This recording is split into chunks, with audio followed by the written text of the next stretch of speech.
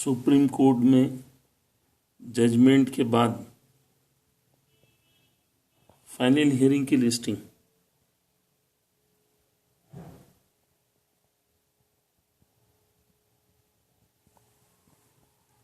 दिनांक 28/1/2016 को supreme court के चीफ जस्टिस ऑफ इंडिया और कुरियन जोसेफ, दो जजों ने मिलकर, चीफ जस्टिस ऑफ इंडिया जो हैं टी.एस. ठाकुर और कुरियन जोसेफ हैं, उन दोनों ने मिलकर एक क्रिमिनल अपील नंबर 652/2012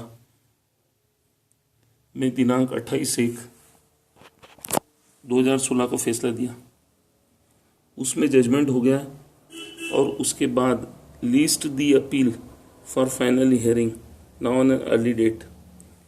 ये दिनांक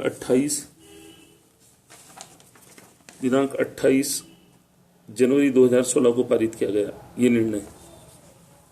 और आज जो स्थिति देखते हैं इस अपील पर, there are no further order for listing. देखिए इसी अपील में ये जो निकाला है 19/12/2016 को हमने कॉपी निकाली है अपडेट, उसमें लिखा गया है स्टेटस बता रहा पेंडिंग इस अपील में, और जबकि जजमेंट हो गया। देखिए यहाँ जजमेंट हो गया है और जजमेंट हो गया है 28/1/2016 को, और यहाँ पर जो हम स्टेटस निकालते हैं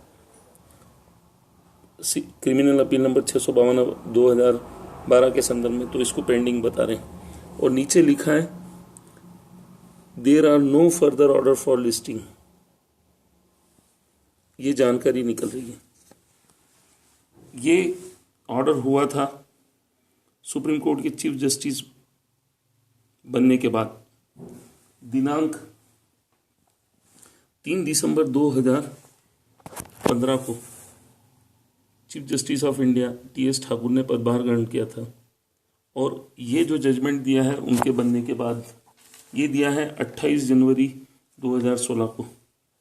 और ठीक जब हम 10/12/2016 को दस्तावेज निकालते हैं तो अब ये पेंडिंग बताता है, जबकि इससे पूर्व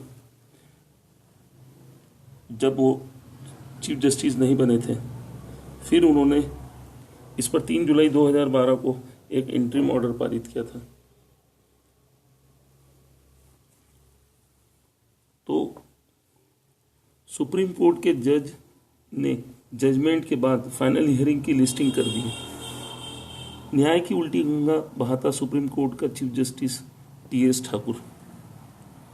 ऑर्डर एवं जजमेंट देने के बाद एनडीपीएस एक्ट की अपील प्रकरण में फाइनल हियरिंग हेतु लिस्ट किए जाने का निर्णय दिया गया।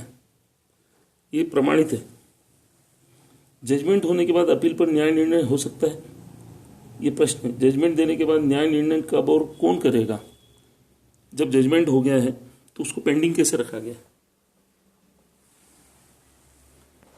मामला एनडीपीएस एक्ट में अपील पर ऑर्डर और जजमेंट देने के बाद केस को फाइनलिंग हेतु लिस्ट किए जाने का है। ये प्रकरण था। इस प्रकरण में अपील यूनियन ऑफ इंडिया लाई थी। क्या सुप्रीम कोर्ट के चीफ जस्टिस टी.एस. ठाकुर पर संसद लगाएगी महाभियोग का प्रकरण? क्या राष्ट्रपति करेंगे अपील प्रकरण में हस्तक्षेप और देंगे सुप्रीम कोर्ट के चीफ जस्टिस को नए दिशा निर्देश?